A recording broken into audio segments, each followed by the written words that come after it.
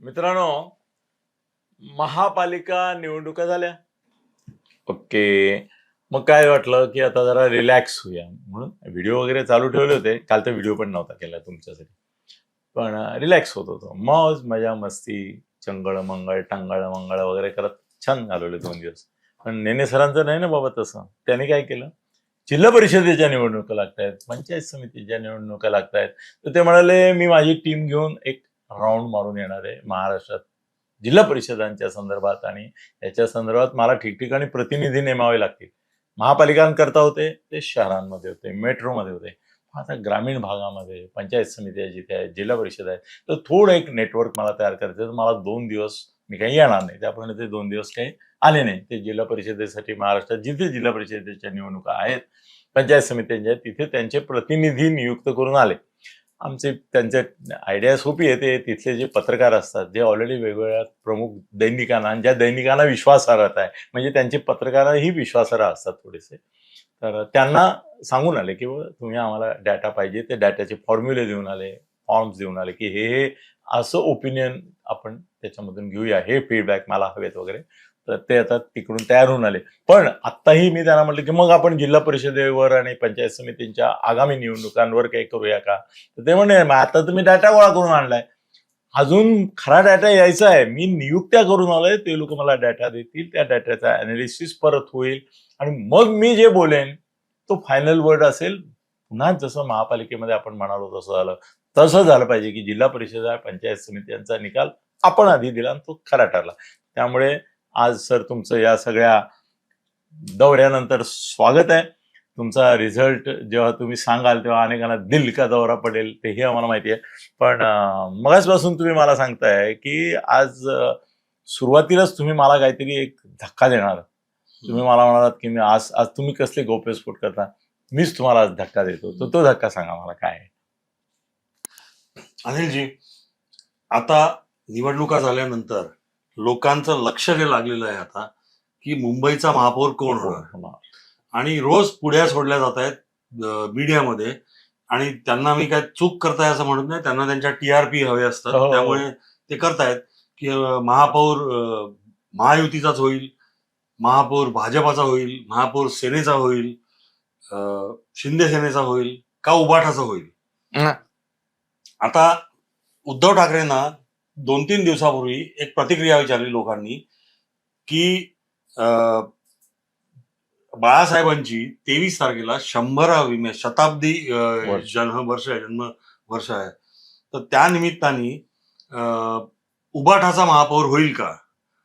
तर उद्धव ठाकरेंनी एक क्रिप्टिक रिमार्क केला, त्याच्यावरती टोमणा नव्हता, त्यांनी ह्यांनी बोलले होते मनापासून की देवानी जर का हे केलं, इच्छा असली, देवाची इच्छा असली तर महापौर आमचाच होईल.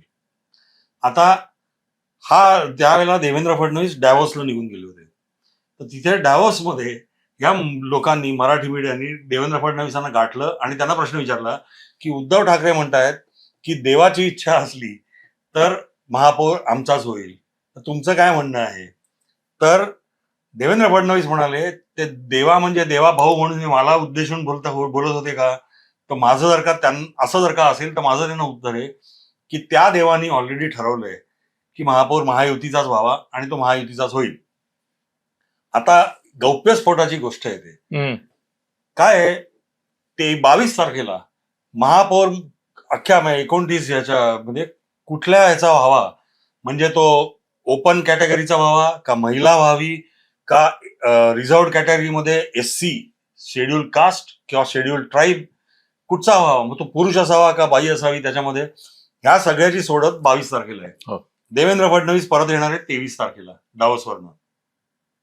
आता ही 22 तारखेला जर का सोडत झाली तर एक विचित्र चित्र उभं राहू शकतं. एक शक्यता आहे की बाळासाहेब ठाकरेंच्या जन्मशताब्दी वर्षाच्या अनुषंगाने मुहूर्तावर त्या देवाची जर का इच्छा असेल तर एक ठाकरेच मुंबईचा महापौर होऊ शकतो. काय अगदी कसं ते असं की जर का त्या सोडतीमध्ये पुरुष ओपन कॅटेगरी पुरुष किंवा महिला असं नाही निघालं, फक्त महिला असं पण नाही निघाली, हे SC चा असावा असं नाही निघालं, ST चा असावा असं जर का निघालं, म्हणजे शेड्यूल ट्राईब, शेड्यूल ट्राईब, अनुसूचित जमाती, अनुसूचित जमाती, हा, तर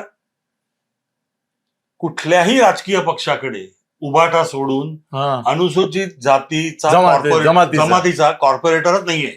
आहे.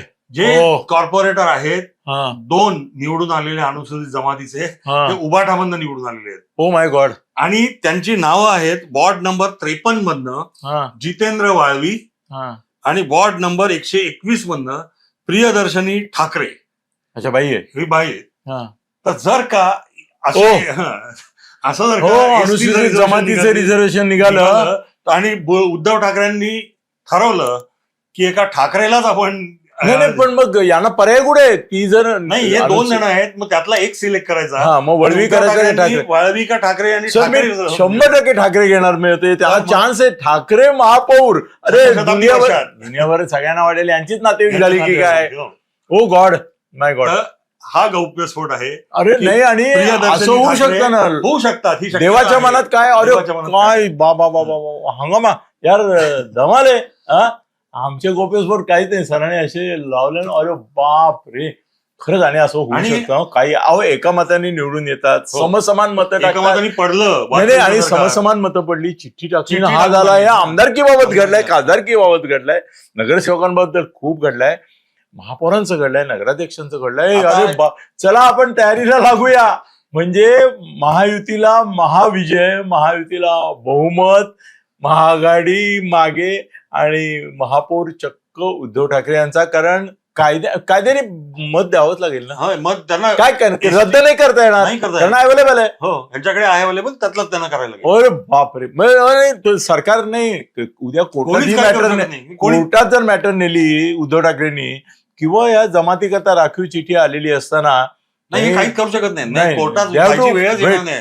त्यांना STचा त्यांच्याकडे कॅन्डिडेट आहे, तर त्यांना त्या ST कॅन्डिडेटला करायला लागेल महापौर. आणि तो आपल्याकडे नाहीये, तर ज्याच्याकडे आहे त्याच्याकडे असं होऊ शकतो. ओ. आणि जर का तो ठाकरे आहे, जर का त्यांच्याकडे अवेलेबल, तो ठाकरे होऊ शकतो. आणि ठाकरे करावा. उद्धवजी, जर देवाच्या मनात आलं, या देवाला डावलून त्या देवाच्या मनात आलं आणि खरंच अनुसूचित जमातीचा निघाला आणि वळवी आणि ठाकरे असा पर्याय असेल, तर तुम्ही खरंच ठाकरे, ते प्रियदर्शनी ठाकरे ना, तिला द्या. तुम्हाला सांगतो, वर्ल्ड ओव्हर एक ह्या चमत्काराची चर्चा होईल. हा चमत्कार होईल, चमत्कार म्हणजे गणपती दूध पितो पेक्षाही मोठा चमत्कार. मुंबईचा महापौर अनुसूचित जमाती आणि ठाकरे बाबा. ओ गॉड, ग्रेट ग्रेट. सर, हंगामा. आता मी काय प्रश्न विचारणार तुम्हाला सर, सगळं मी विसरून गेलो मी तुमच्या या गोपेस्फोटाने. तरी पण तुम्हाला विचारतो की आता जी चर्चा आहे की भाजप आणि शिवसेना शिंदे सरांचे यांच्यामध्ये काहीतरी एक तणाव निर्माण होतोय काही इश्यूज वरून, तर ते काय, त्या इश्यूजकडे कसं बघता, त्या तणावाकडे कसं बघता, आणि त्याच्या सोल्युशनकडे कसं बघता, आणि खरं परिस्थिती काय आहे? मला असं वाटतं की ही जी सोडत आहे ती 22 तारखेला आहे, म्हणजे अजून 2 दिवसांनी. त्याच्यानंतर 10 दिवसांनी महापौराचं इलेक्शन होतं नॉर्मली. सगळे सूचना देऊन सगळं, म्हणजे सूचना, फॉर्म भरणं, हे ते. तर 22 पासून 10 दिवस जर का तुम्ही मोजले, तर तुम्ही 1 फेब्रुवारी किंवा 2 फेब्रुवारीकडे जाता. त्यानंतर लगेच जिल्हा परिषदेच्या निवडणुका आहेत. 5 फेब्रुवारी. हा, 6 फेब्रुवारी रिझल्ट. तर असं आहे, एक शक्यता अशी होऊ शकते की हा सगळा विषय जिल्हा परिषदेनंतरच करूया, असं हे ठरवू शकतं सरकार. हे होऊ शकतं, किंवा आयोग ठरवू शकतं. तसं जर का झालं तर 5 फेब्रुवारीच्या पुढे जाईल, नाहीतर 1 किंवा 2 फेब्रुवारीला होईल समजा. आता उरलेत 12 दिवस. आता 12 दिवस मीडियानी करायचं काय? मग रोज पुढे सोडा की ठाकरे नाराज आहेत, किंवा जे आलंय ठाकरेंनी, आपले शिंदे नाराज आहेत. शिंदेनी इथे महापौरपद मागितलंय, महापौर पद नाही तर स्टँडिंग द्या म्हणून बोलतायत. त्याला लगेच दुजोरा कोणाकडनं येत नाहीये. पण ठाण्यामध्ये भारतीय जनता पार्टीच्या नेत्यांनी लगेच सांगितलं की आम्हाला 1 वर्ष महापौर पाहिजे, का 2 वर्ष. तर ह्या सगळ्या पुढ्या सुटत राहणार. हे सगळं TRP वाढवण्यासाठी आणि चर्चा घडवून आणण्यासाठी ह्या सगळ्या चर्चा 10 दिवस चालूच राहणार. तर माझं सगळ्या आपल्या प्रेक्षकांना एक सांगणं आहे की कुठच्याही गोष्टीवरती विश्वास ठेवू नका. शेवटी होणार तेच जे देवेंद्र फडणवीस आणि एकनाथ शिंदे एकत्र आणि बसून तो देव आता ठरवतील आणखीन ते. एक आयटम आणि तो वरचा अनुसूचित देव, जमाती आला तर तो देव हा देव नाही. हा देव नाही. तर तेच शेवटी ठरवतील आणि तोपर्यंत सगळी पतंग उडवत आहेत. आता असंही ते याचा मकर संक्रांतीचा मोसम चालू आहे पतंगाचा सध्या. मोसम आहे. तर त्यामुळे लोकांना पतंग उडवून द्या. तुम्ही त्याच्यावर विश्वास ठेवू नका. करमणूक झाली पाहिजे म्हणून सकाळी चहा पिता पिता आपल्या हेडलाईन बघायच्या, पुढे यायचं, विश्वास ठेवायचा नाही. हे सगळ्यात महत्वाचं. सर दुसरी एक खबर आता माझ्याकडे आहे की आता अजून चॅनलला नाही आली पण मला कळली ती ज्या माणसाकडून तो सगळ्या गावभर सांगणार. सर फेब्रुवारीमध्ये मंत्रिमंडळाचा विस्तार नाही, पुनर्रचना आहे. काय निकषांवरती पुनर्रचना होईल असं वाटतंय तुम्हाला? उडवतील शिंदे उडवणार आहेत काही लोकांना, मला माहिती. ते कुणाला उडवणार आहेत ते मी नाही सांगणार, कारण उगाच आत्तापासून ते रडायला बसतील, नाही तर त्यांना त्रास देतील. मग शिंदे म्हणेल की तुम्हाला सांगितलंय चुकलं. नाही, मला ह्यामध्ये थोडं सांगायचं असं वाटतंय की 21 तारखेला म्हणजे उद्या शिवसेनेची जी नावाची आणि याची केस आहे सिम्बॉलची, ती उद्या सुप्रीम कोर्टामध्ये उभी राहू शकते. उद्या आणि परवा सुनावणी आहे. सुनावणी. तर त्याचं काय होतंय?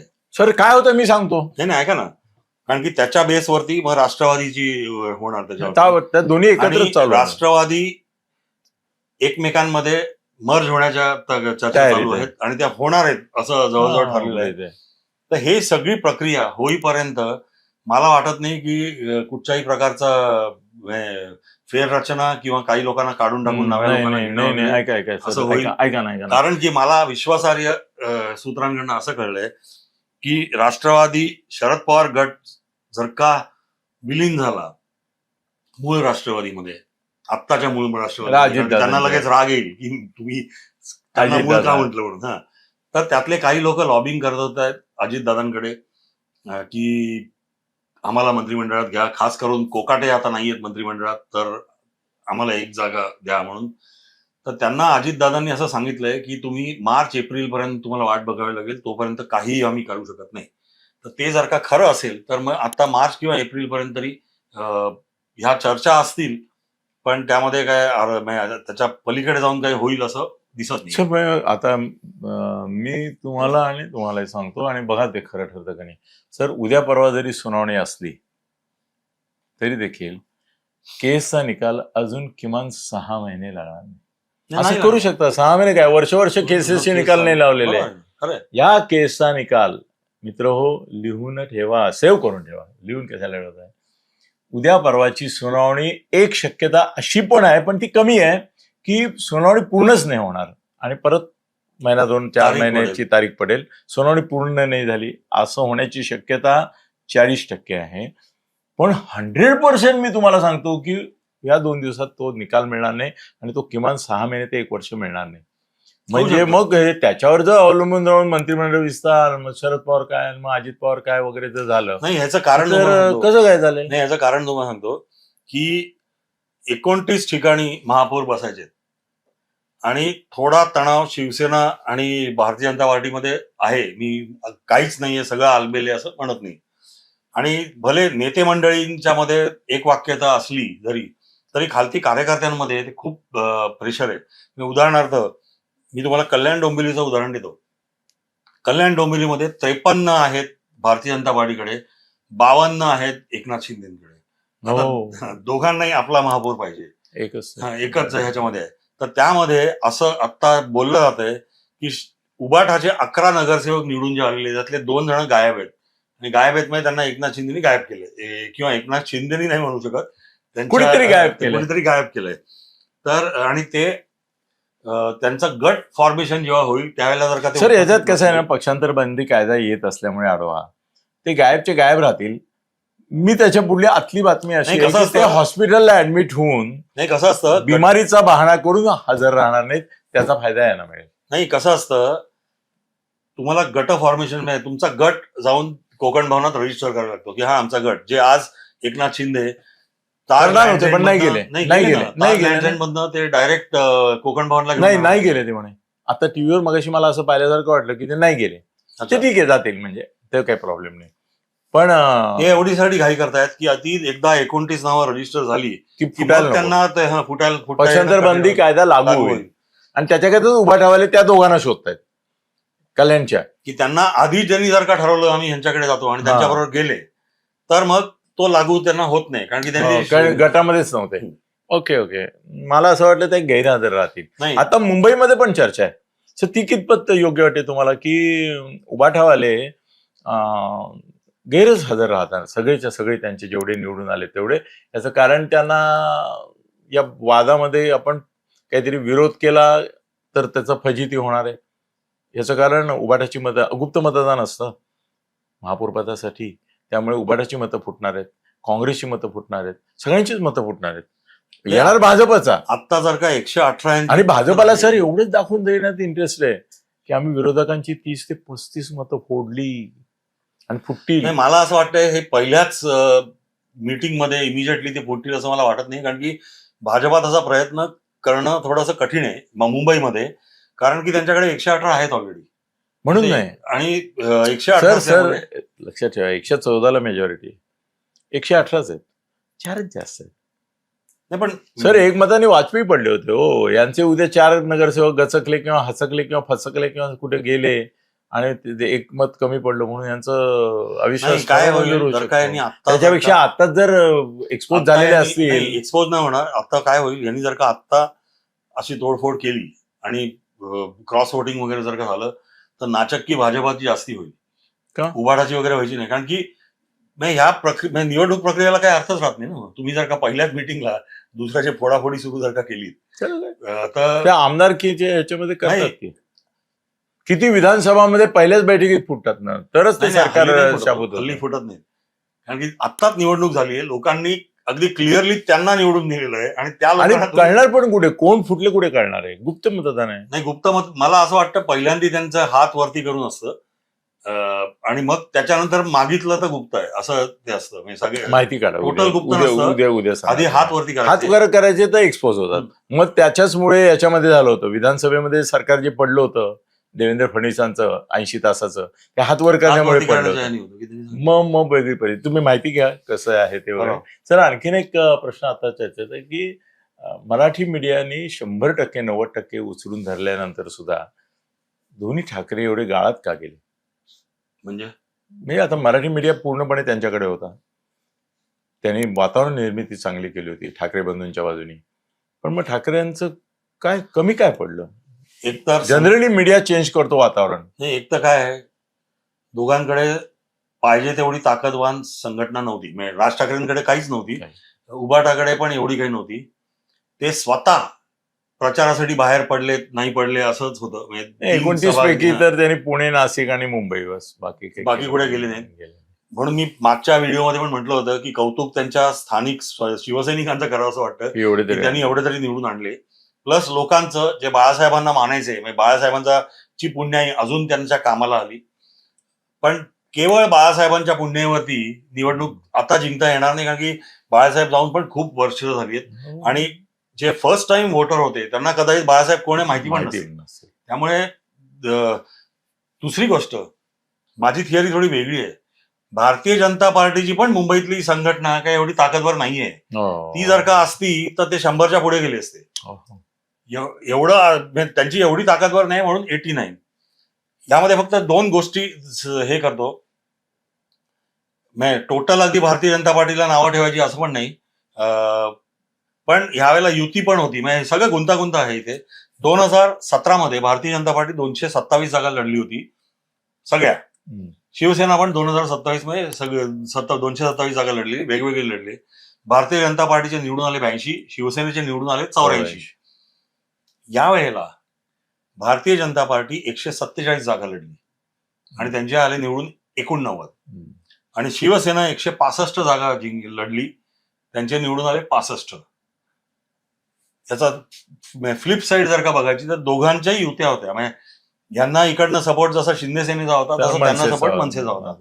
तर पण केवळ ह्या बेसवरती मोजमाप केली तर भारतीय जनता पार्टीचा परफॉर्मन्स चांगला आहे, त्यांचा स्ट्राईक रेट चांगला आहे असं पण म्हणू शकतो, कारण की त्यांनी कॉन्टेस्ट केलेल्या सीट्स विसावी त्यांना पडलेली मतं ही 45% आहेत.